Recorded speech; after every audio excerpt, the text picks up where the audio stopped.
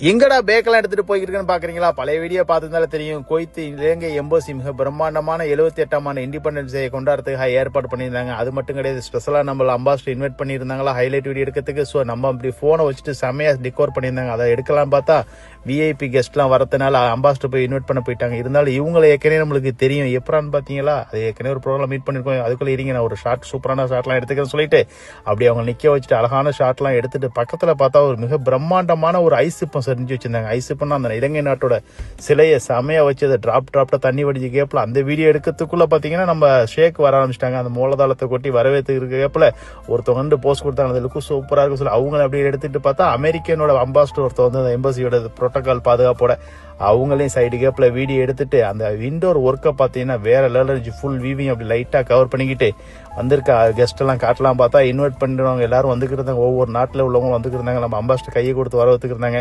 So அந்த side கேப்ல அவங்களையும் காட்டு அப்புறம் சேக்கோட உட்காந்து பேசிக்கிட்டு இருந்தாங்க. அந்த வீடியோ போட்டு ஒரு தேங்க்யூ ஃபார் வாட்சிங் சொல்லி போயிடுவோம்.